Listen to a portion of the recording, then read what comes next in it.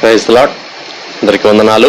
మన ప్రాతకాల ప్రార్థన ప్రారంభించుకుందాం. ప్రియులారా, ప్రార్థన చేసుకుందాం.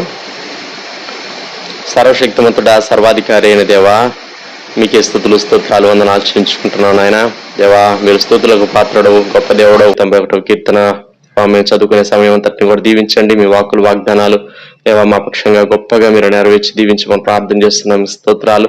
అలాగూ మరి తండ్రి ప్రభా, మరి నాయన మీ వాక్యం వినే సమయం అంతటిని కూడా మా కొరకు దీవించండి దేవా. మరి చివరి ప్రార్థన ఆశీర్వాదముల వరకు మీ సన్నిధి మాకు తోడుగా ఉంచమని ప్రార్థన చేస్తున్నాం. దేవా, కృప చూపించండి, సహాయం చేయండి. సమస్త విషయాల్లో సహాయం చేయమని, ముందు సమయం అంతటిని కూడా మా కొరకు దీవించమని యేసుక్రీస్తు వారి అతి పరిశుద్ధమైన నామంలో స్తుతించి ప్రార్థన చేసి అడిగి వేడుకుంటున్నాం పరలోకపు తండ్రి. ఆమేన్. యథా ప్రకారంగా 91వ కీర్తన చదువుకుందాం. ప్రియులారా, మహోన్నతిని చాటును నివసించేవాడే, సర్వశక్తిని నీడను విశ్రమించేవాడు. ఆయనే నాకు ఆశ్రయము, నా కోట, నేను నమ్ముకున్న నా దేవుడని నేను యెహోవాని గురించి చెప్పుచున్నాను. వేటగాని ఊరిలో నుండి ఆయన నిన్ను విడిపించును, నాశనకరమైన తెగులు రాకుండా నిన్ను రక్షించును. ఆయన తన రెక్కలతో నిన్ను కప్పును, ఆయన రెక్కల క్రింద నీకు ఆశ్రయం కలుగును. ఆయన సత్యము కేడెమును డాలునై ఉన్నది. రాత్రి వేళ కలుగు భయమునకైనను, పగటి వేళ ఎగురు బాణమునకైనను, చీకటిలో సంచరించే తెగులునకైనను, మధ్యాహ్నం మందు పాడు చే రోగమునకైనను నీవు భయపడుకుందువు. నీ ప్రక్కన 1000 మంది పడినను, నీ కుడి పక్కన 10,000 మంది కూలినను అపాయం నీ ఎదుకు రాదు. నీవు కన్నులారా చూచుండగా భక్తిహీనులకు ప్రతిఫలం కలుగును. యెహోవా, నీవే నా ఆశ్రయము అని నీవు మహోన్నతుడైన దేవుని నీకు నివాసస్థలముగా చేసుకుని ఉన్నావు. నీకు అపాయం ఏమీ రాదు, ఏ తెగులును నీ గుడారము సమీపించదు. నీ మార్గములన్నిటిలో నిన్ను కాపాడటకు ఆయన నిన్ను గురించి తన దూతలకు ఆజ్ఞాపించును. నీ పాదములకు రాయి తగలకుండా వారు నిన్ను తమ చేతుల మీద ఎత్తి పట్టుకుందురు. నీవు సింహములను, నాగుపాములు త్రొక్కెదవు, కొదమ సింహములను, భుజంగములను అనగద్రొక్కెదవు. అతడు నన్ను ప్రేమించున్నాడు గనుక నేను అతన్ని తప్పించదను. అతడు నా నామం ఎరిగిన వాడు గనుక నేను అతని ఘనపరచదను. అతను నాకు మొర్రపెట్టగా నేను అతనికి ఉత్తరం ఇచ్చదను. శ్రమలో నేను అతనికి తోడై ఉండదను. అతను విడిపించి అతని గొప్ప చేసేదను. దీర్ఘాయు చేత అతనిని తృప్తిపరచదను. నా రక్షణ అతనికి చూపించదను. ఆమేన్. సమయంలో మనం దేవుని వాక్యం విందాం. ప్రియులారా, దైవజనులు ప్రభా శంకర్ గారు వచ్చి మనకు దేవుని వాక్యాన్ని అందిస్తారు. కీర్తన 31:15. నా కాలగతులు నీ వశములో ఉన్నవి, నా శత్రువుల చేతిలో నుండి నన్ను రక్షించు. ప్రార్థన. ప్రేమగల ప్రభువా, ఈ సమయంలో మేము మీ వాక్యమును ధ్యానిస్తూ ఉండగా ఈ సమయం అంతటినీ మా కొరకు ఆశీర్వదించి దీవించి మాతో మాట్లాడి బలపరచమని, ఇవి చేసే మీ బిడ్డలను దీవించమని, సాతాను క్రియలను లయపరచమని మీ రక్త ప్రోక్షణ అధికారానికి అప్పగించుకుంటూ యేసయ్య నామములో వేడుచున్నాం తండ్రి. ఆమేన్. ప్రియమైన వారలారా, ఈ దినం దావీదు భక్తుడు చెప్పినటువంటి మాట దేవునితో, నా కాలగతులు నీ వశములో ఉన్నవి. అలాగే అపోస్తల కార్య గ్రంథంలో 1వ అధ్యాయం 7వ వచనంలో యేసు ప్రభువారు తన శిష్యులకు ఇచ్చిన జవాబు. వారు ఒక ప్రశ్న వేశారు 6వ వచనంలో, అపోస్తల కార్యం 1:6. కాబట్టి వారు కూడి వచ్చినప్పుడు, ప్రభువా, ఈ కాలం ముందు ఇశ్రాయేలునకు రాజ్యమును మరలా అనుగ్రహించేదివా అని ఆయన అడుగ్గా, ఆయన కాలములను సమయములను తండ్రి తన స్వాధీనమందు ఉంచుకొని ఉన్నాడు, వాటిని తెలుసుకొనుట మీ పని కాదు. ఈ ప్రాతకాల సమయంలో మన సమయములు, మన కాలగతులు దేవుని వశములో ఉన్నవి అనేటటువంటి మాట మనము జ్ఞాపకం చేసుకుంటూ ఉన్నాం. చాలా మార్లు మనం ప్లాన్ చేస్తూ ఉంటాం. అయితే మనం చేసేటటువంటి పనులు సక్సెస్ఫుల్ గా నెరవేరటానికి దేవుని ప్లానింగ్ ఒకటి ఉంటుంది. దేవుని చిత్తమును బట్టి, దేవుడు తన ప్రణాళికను బట్టి మన మూవ్మెంట్స్ దేవుడు రెగ్యులేట్ చేస్తూ ఉంటాడు, లేక డైరెక్ట్ చేస్తూ ఉంటాడు. ఆదికాండ గ్రంథం 22వ అధ్యాయంలో అబ్రహాము పరిశోధింపబడినప్పుడు తన కుమారుడైనటువంటి ఇస్సాకును బలిగా అర్పించడానికి మోరియా పర్వతం మీదకి తీసుకుని వెళ్ళాడు. అయితే అబ్రహాము తన కుమారుని ఖండించడానికి కత్తి పట్టుకున్నప్పుడు 11వ వచనంలో, ఆదికాండం 22:11లో, యెహోవా దూత పరలోకము నుండి, అబ్రహామా, అబ్రహామా అని పిలువగా అబ్రహాం యొక్క రెస్పాన్స్ ఏంటి? చిత్తం ప్రభువా అన్నాడు.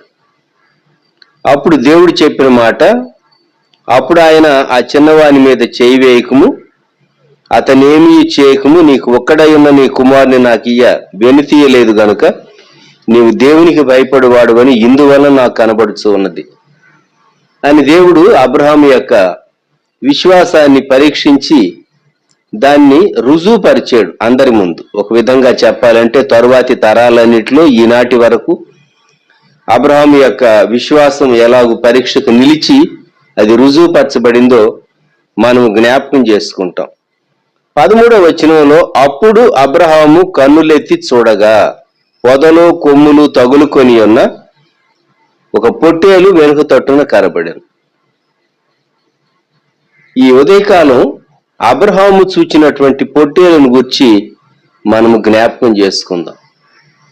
అంత ఎత్తైనటువంటి కొండ మీదికి ఆ పొట్టేలు ఆ దినం ఎందుకు వచ్చింది?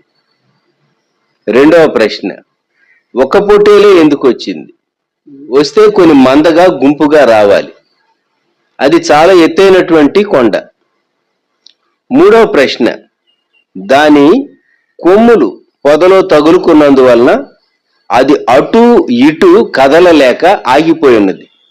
లేకుంటే అబ్రహాము పట్టుకోవటానికి వీలుగా అది అక్కడ నిలవబడి ఉండటానికి అవకాశం లేదు. 13వ వచనంలో, అబ్రహాము వెళ్ళి ఆ పొట్టేలును పట్టుకొని తన కుమారునికి మారుగా పెట్టి దహన బలిగా అర్పించెను అని వ్రాయబడింది. ఇక్కడ మనం జ్ఞాపకం చేసుకుంటే దేవుని కుమారుడైనటువంటి ప్రభు అయినటువంటి యేసుక్రీస్తు వారు రాబోయేటటువంటి కాలములో సర్వలోక పాప రక్షణార్థం తన యవ్వని జీవితాన్ని ఆయన 33.5 సంవత్సరముల ప్రాయంలో లోకమంతటి కొరకు ఆయన తన ప్రాణాన్ని ఇవ్వబోతూ ఉన్నాడు. లోకమంతటి కొరకు. దానికి ముంగుర్తుగా పొట్టేలు కనబడుతూ ఉన్నది, యేసుక్రీస్తు ప్రభువుకు సాదృశ్యంగా. ఇది కొమ్ములు తగులుకొని ఉన్న పొట్టేలు. అబ్రహామా, నీవు నా చిత్తంలో నిలిచేవు గనుక ఇదిగో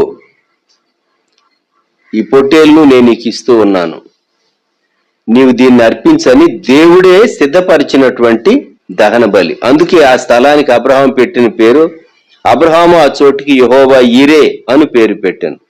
అందుచేత యెహోవా పర్వతం మీద చూచుకొనని నేటి వరకు చెప్పబడును. యెహోవా ఈరే. ఈ ఉదయకాలం ఆ పొట్టేలు చూచినప్పుడు మనము దేవుని చిత్తములో నిలిచి మనం దేవుని చిత్తానికి అప్పగించుకుంటే అది ఎంత కష్టమైనా, అది ఎంత ఇబ్బంది అయినా, ఎంత నష్టమైనా ఖచ్చితంగా దేవుడు తాను సంతోషించి మనల్ని, మన విశ్వాసాన్ని దేవుడు రుజువుపరుస్తాడు. సో నేను చెప్పగోరేది ఈ పాయింట్లో ఏంటంటే, గాడ్స్ టైమింగ్.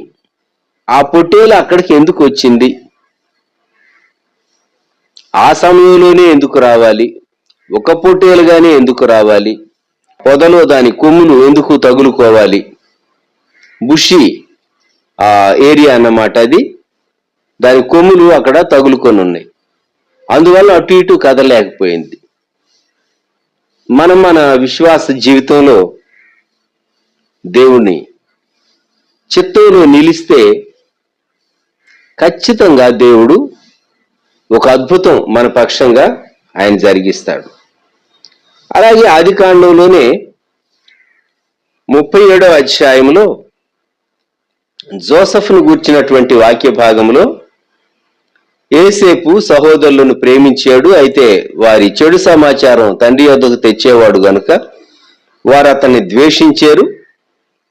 వారు షెకెములో మందలు మేపేటప్పుడు తండ్రి జోసెఫ్ను వారి క్షేమము మందక్షేమము తెలుసుకోవటానికి పంపించినప్పుడు వారు షెకెము నుండి దోతానులో ఉన్నారని దోతాను వరకు వెళ్ళి తన సహోదరులను కలుసుకున్నప్పుడు, ఇదిగో కళ్ళకు అనేవాడు వస్తూ ఉన్నాడు, అతన్ని చంపివేద్దాం అని ద్వేషించిన తన సహోదరులు అతని వస్త్రాన్ని తీసివేసి తర్వాత గుంటలో పడద్రోసేరు వారు ఆ విచిత్రమైనటువంటి నిలువుటంగి తీసివేశారు. తండ్రి బహుగా ప్రేమించి కుట్టించినటువంటి నిలువుటంగి అది. ఆ గుంటలో వేసిన తర్వాత వారికి ఒక వండర్ఫుల్ థాట్ వచ్చింది. 25వ వచనంలో వారు భోజనము చేయ, ఆదికాండం 37:25, వారు భోజనము చేయ కూర్చుండి కన్నులెత్తి చూడగా ఐగుప్తునకు తీసుకుని వెళ్ళుటకు గుగ్గిలము మస్తకియు బోళమును మోయిచున్న ఒంటెలతో ఇష్మాయేలీయులైన మార్గస్థులు గిలాదు నుండి వచ్చుచూ ఉండేది. గిలాదు గుగ్గిలం చాలా శ్రేష్టమైన గుగ్గిలం. ఈ ఇష్మాయేలీలు వీరిని మిద్యానీయులు అని కూడా అంటారు.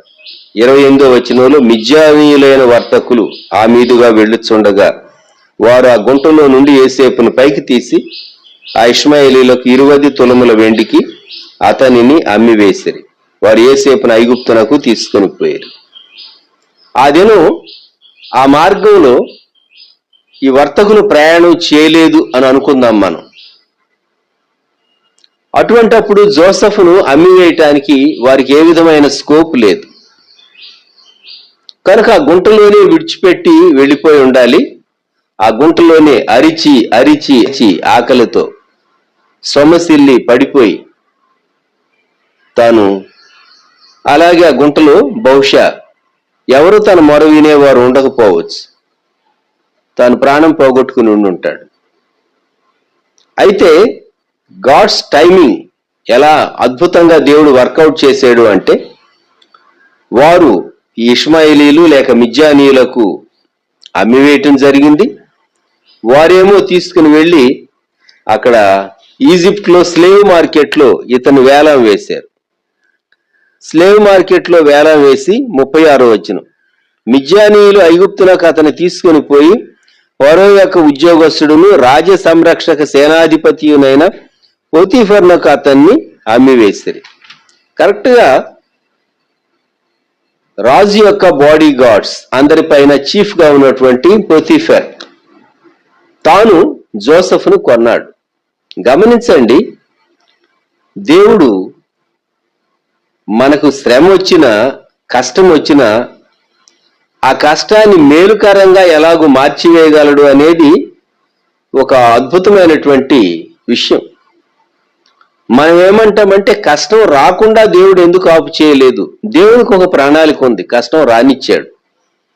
జోసెఫ్ తండ్రి దగ్గరే కూర్చుంటే, గుడారాల్లోనే కూర్చుంటే, అక్కడే ఉంటే రాబోయేటటువంటి కరువు కాలంలో, అనేక సంవత్సరాల తర్వాత రాబోయేటటువంటి కరువు కాలంలో వారు పోషింపబడటానికి అవకాశం లేదు. 2, వీరు ఇక్కడి నుండి ఐగుప్తుకు వెళ్ళాలి. వీరు ఇక్కడి నుండి ఐగుప్తుకు వెళ్ళాలంటే ఐగుప్తులో జోసెఫ్ ఉండాలి, ఐగుప్తులో ఒక మంచి పొజిషన్లో ఉండాలి. ఐగుప్తులో ఒక మంచి పొజిషన్లో ఉండక మునుపు ఐగుప్తులో అతడు బానిసగా జీవించాలి. ఇది దేవుని ప్లాన్. కాబట్టే ఆ గుంటలో నుండి తీసి వీరు అమ్మేసేసారు.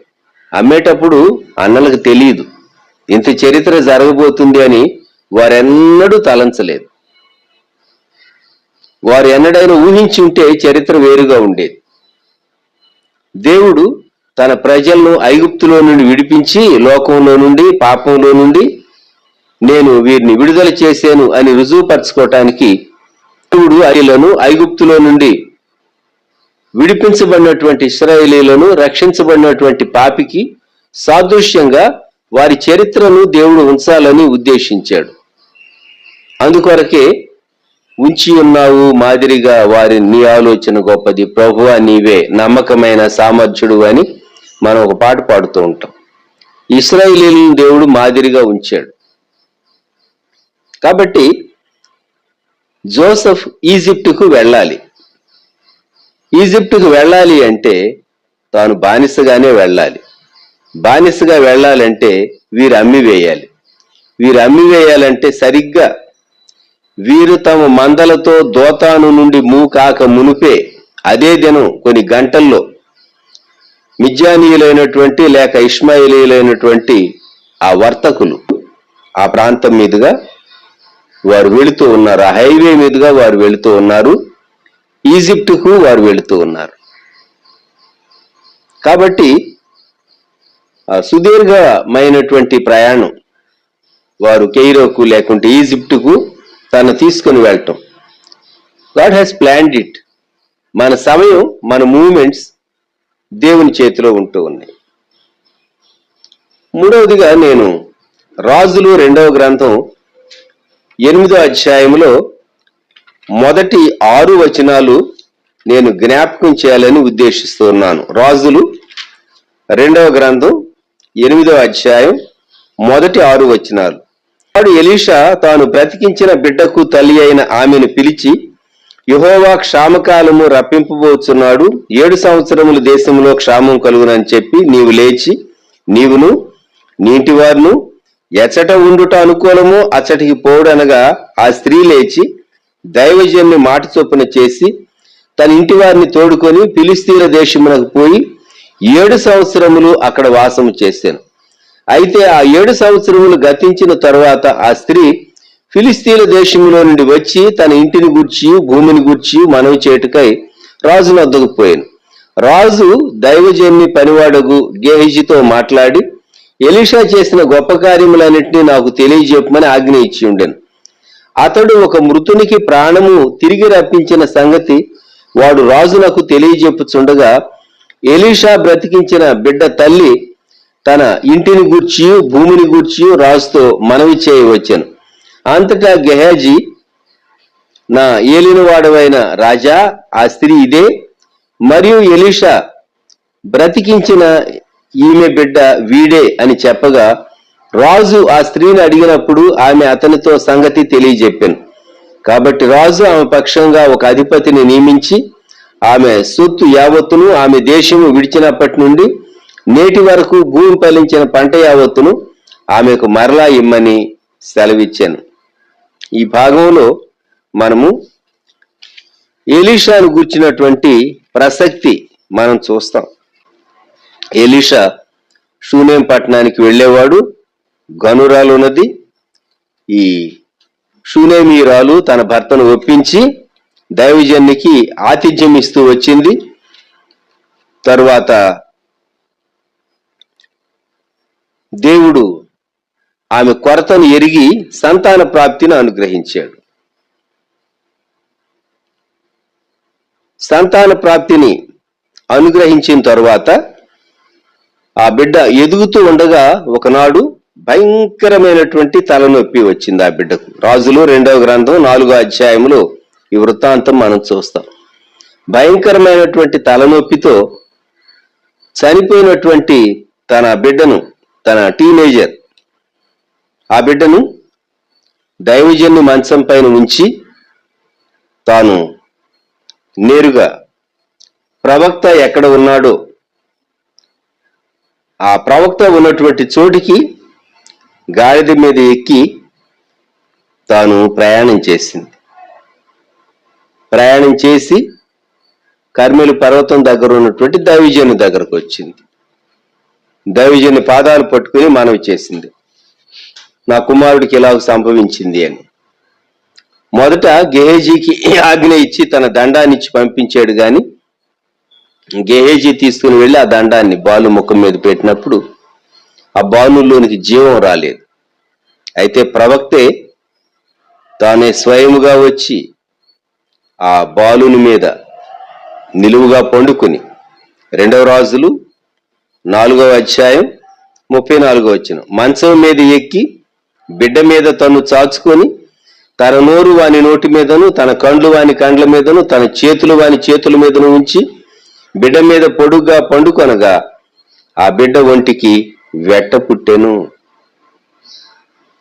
గమనించండి, యేసుక్రీస్తు ప్రభువారు మన చేతులకు బదులుగా తన చేతులు, మన శిరస్సుకు బదులుగా తన శిరస్సు, మన పాదాలకు బదులుగా తన పాదాలు, మన శరీరానికి బదులుగా తన శరీరం ఆయన సిలువలో మన కొరకు అప్పగించడం ద్వారా ఆయన తన జీవాన్ని మనకిచ్చి మన మరణాన్ని ఆయన వహించాడు. ఈ బిడ్డ బ్రతికాడు. 7 మార్లు తుమ్మి కళ్ళు తెరిచాడని వ్రాయబడింది, బ్రతికాడు. కనుక గెహేజీకి ఈ బిడ్డ జ్ఞాపకమే, ఆ స్త్రీ కూడా చాలా జ్ఞాపకమే. ఇప్పుడు 2 రాజుల 8వ అధ్యాయంలో ఎలీషా ఆమెకు ముందే చెప్పాడు, కరువు రాబోతుంది, 7 సంవత్సరాలు కరువు ఉంటుంది.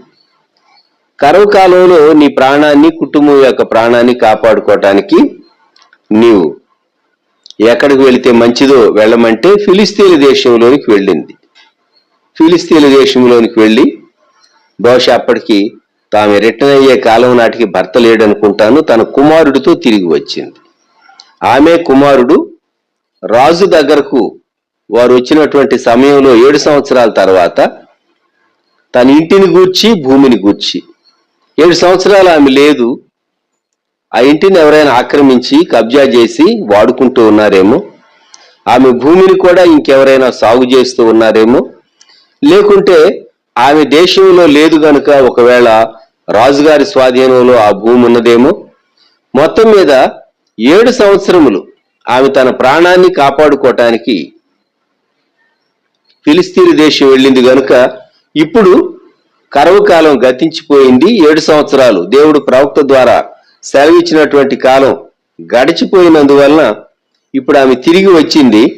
కరెక్ట్ గా రాజు దగ్గరకు మనవి చేయటానికి వచ్చిన సమయంలో రాజుగారు ఏమంటూ ఉన్నాడో చూడండి. 2 రాజులు 8:4.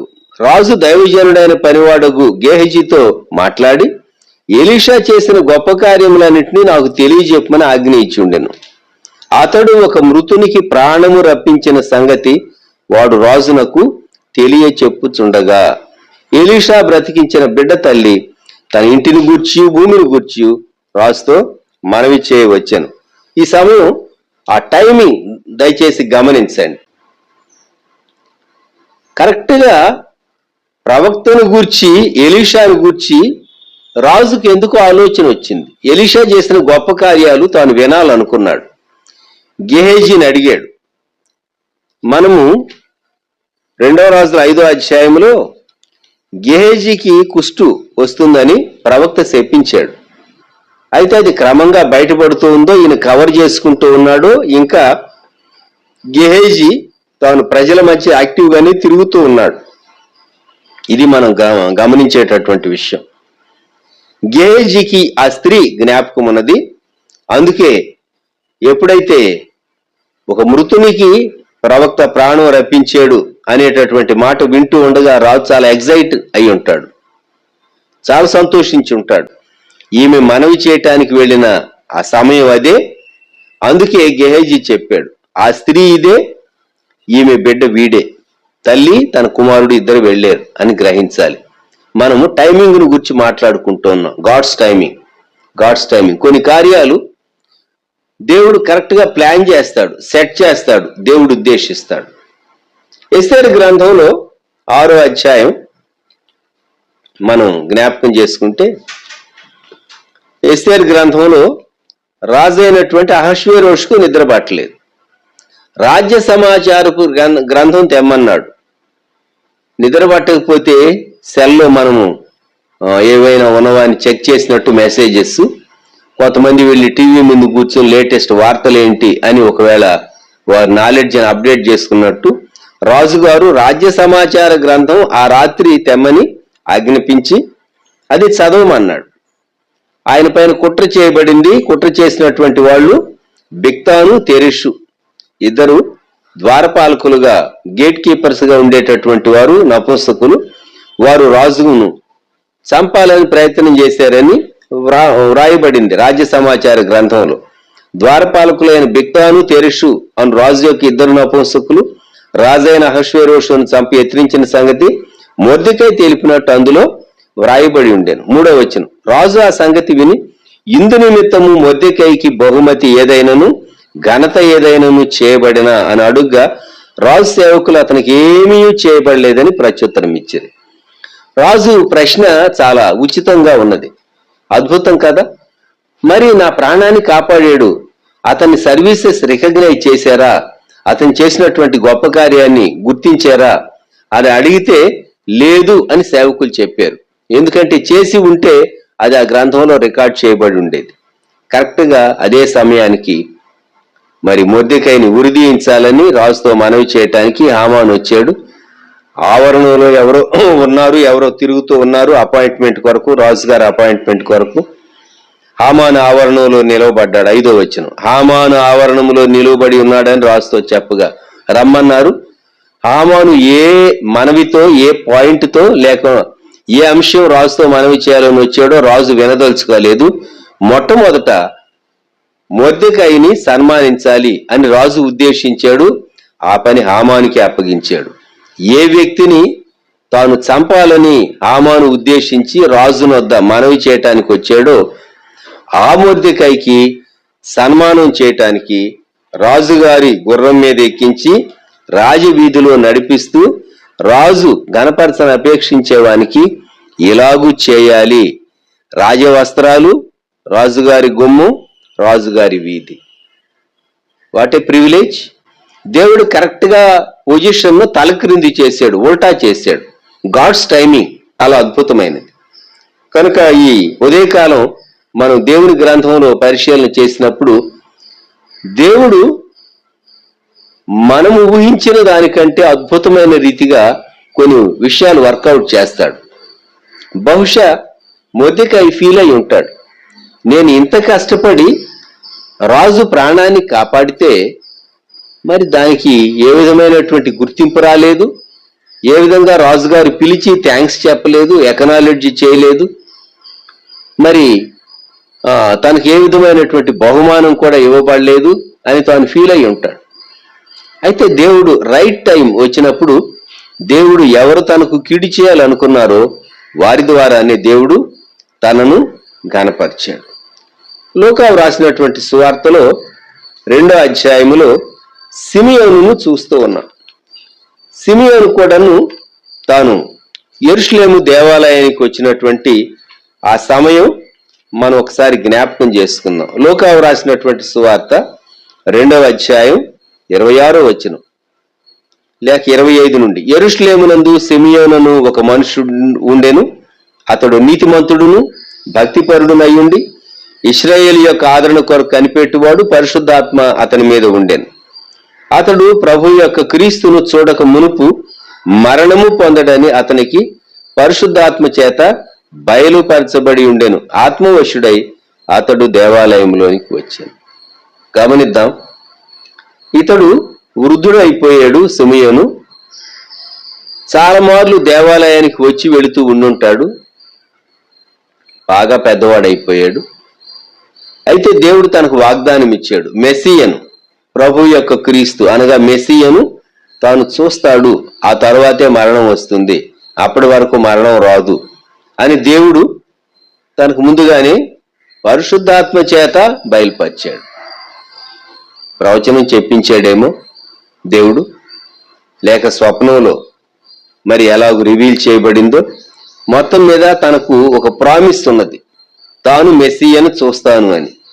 కరెక్ట్గా యేసుక్రీస్తు ప్రభువును దేవాలయంలోనికి తీసుకుని వచ్చారు.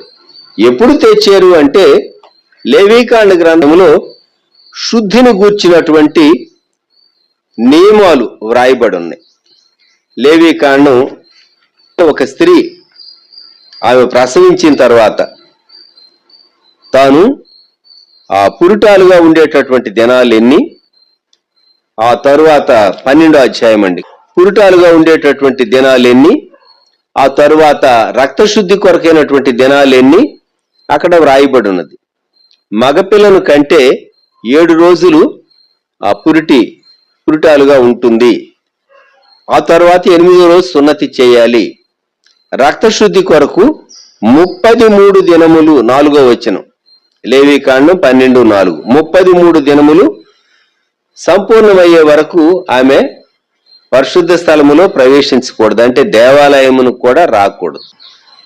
యేసుక్రీస్తు ప్రభువుకు యేసు అని పేరు పెట్టారు.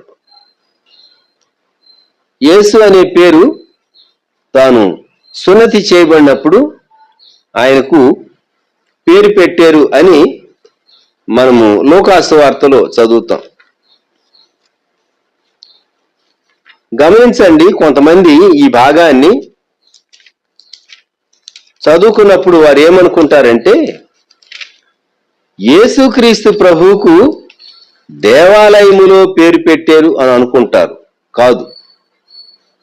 లూకాసు వార్త 2:21. ఆ శిశువునకు సున్నతి చేయవలసిన 8వ దినము వచ్చినప్పుడు గర్భమందాయన పడక మునుపు దేవదూత చేత పెట్టబడిన యేసు అని పేరు వారు ఆయనకు పెట్టారు. సున్నతి చేశారు, పేరు పెట్టారు. దేవాలయంలో కాదు, అది గృహంలోనే, లేకుంటే వారు ఉన్నటువంటి పశువుల పాకలోనే, వారు ఉన్నటువంటి స్థలంలోనే, బెత్లెహేములోనే. తరువాత ఆ రక్తశుద్ధి దినములు పూర్తయిన తర్వాత 7 రోజులు ప్లస్ సున్నతి దినం ప్లస్ 33 దినాలు. 33 దినాలు పూర్తయిన తర్వాత దేవాలయంలోని తీసుకుని వచ్చారు. 27వ వచనం లూకాసు వార్త 2:27. అంతటా ధర్మశాస్త్ర పద్ధతి చొప్పున ఆయన విషయమై జరిగించుటకు తల్లిదండ్రులు శిశువైన యేసును దేవాలయంలోనికి తీసుకొని వచ్చినప్పుడు అతడు తన చేతుల్లో ఆయనను ఎత్తుకొని దేవుని స్తుతించుచు ఇట్లను, నాథా, ఇప్పుడు నీ మాట చొప్పున సమాధానంతో నీ దాసుని పోనిచుచున్నా. సిమియోను పాట ఇది. సిమియోను కరెక్ట్ గా యేసుక్రీస్తు ప్రభువును యెరూషలేము దేవాలయంలోనికి తీసుకుని వచ్చినటువంటి ఆ పాత నిబంధన పద్ధతి ప్రకారం అర్పణ అర్పించడానికి తీసుకుని వచ్చినటువంటి సమయంలో వచ్చాడు. God's timing. దేవుడు మన జీవితాల్లో he's in control of our situations, he's in control of our times, he's in control of our circumstances. మన పరిస్థితులు, మన కాలాలు ఆయన స్వాధీనములో ఉన్నవి. కాలములను, సమయములను ఆయన తన స్వాధీనమందు ఉంచుకొని ఉన్నాడని శిష్యులకు ఇశ్రాయేలీయులను గూర్చి, వారికి రాజ్యం అనుగ్రహించబడ్డను గూర్చి యేసు ప్రభువారు స్పష్టం చేశాడు. దావీదు భక్తుడు చేసినటువంటి ప్రార్థన లేక మనవి, ఒప్పుకోలు, దేవా, నా కాలగతులు నీ వశములో ఉన్నవి. నువ్వు ఏ దేశంలో ఉండాలో, నువ్వు ఏ ప్రాంతంలో ఉండాలో, ఏ రాష్ట్రంలో ఉండాలో, ఏ పరిస్థితుల్లో ఉండాలో దేవుడు ఎరుగును. కనుక అబ్రహాముకు ఆ మోరియా పర్వతం మీద పొట్టేలను చూపించినటువంటి దేవుడు కరెక్ట్ గా జోసెఫ్ ఇష్మాయిలీలకు అమ్మివేయబట్టానికి వారు అదే సమయంలో ఆ మార్గంలో వచ్చేటట్లు వారిని ఆ మార్గంలో తీసుకుని వచ్చినటువంటి దేవుడు. షూనేమీరాలు తన భూమిని గూర్చి, తన ఇంటిని గూర్చి రాజు దగ్గర మనవి చేయటానికి వచ్చినప్పుడు ఎలీషా చేసినటువంటి గొప్ప కార్యాలను గూర్చి వినాలనేటటువంటి ప్రేరణ ఇచ్చి చక్కగా ఆ స్త్రీ యొక్క మనవి వెంటనే రాజు విని ఇమీడియట్ గా తనకు హెల్ప్ చేసేటటువంటి జడ్జిమెంట్ పాస్ చేయటానికి సహాయం చేసినటువంటి దేవుడు. మొర్దెకైకి కీడు చేయాలని ఉద్దేశించినటువంటి హామాను మొర్దెకైని ఘనపరిచేటట్లుగా పరిస్థితిని తలక్రింది చేసినటువంటి దేవుడు. వృద్ధుడైనటువంటి సిమియోను తన వాగ్దానం ఎప్పుడు నెరవేరుతుందో తెలియనటువంటి చివరి దశలో ఉన్నటువంటి సిమియోన్ను సరైన సమయంలో, సరైన గంటలో యేసుక్రీస్తు ప్రభువును దేవాలయమునకు తీసుకుని వచ్చినటువంటి సమయంలోనే కరెక్ట్ గా సిమియోను యెరూషలేము దేవాలయంలో ప్రవేశించి ప్రభువును చూచి స్తుతించే ఆ కృప, టైమింగ్ కంట్రోల్ చేసినటువంటి దేవుడు. మన కాలగతులు ఆయన చేతిలో ఉన్నవి. ప్రార్థన చేసుకుందాం. ప్రేమగల ప్రభువా, పరిశుద్ధ తండ్రి, గొప్ప రక్షక, మీకు స్తోత్రాలు. దావీదు భక్తులతో మేము కూడా కలిసి మా కాలగతులు మీ వశములో ఉన్నవి అని చెప్పి మేము మీకు వందనాలు చెల్లిస్తున్నాం. ఇప్పుడు మీ వశములో ఉన్నవని గుర్తు చేసుకుంటూ దేవా, వ్యూ చేసే మీ బిడ్డలను, వారి కుటుంబాలను దీవించి బలపరిచి మహిమను పొందమని మరోసారి ఈ దినమంతటి కొరకైన మీ కృప కోరుతూ మీ హస్తములకు అప్పగించుకుంటూ యేసయ్య నామములో ప్రార్థించి వేడుచూ ఉన్నాము తండ్రి. ఆమెన్. మన ప్రభువైన యేసుక్రీస్తు వారి కృప, దేవుని ప్రేమ, పరిశుద్ధాత్ముని అన్యోన్య సహవాసం సదాకాలం సంగమునకు తోడై ఉండును గాక. ఆమెన్.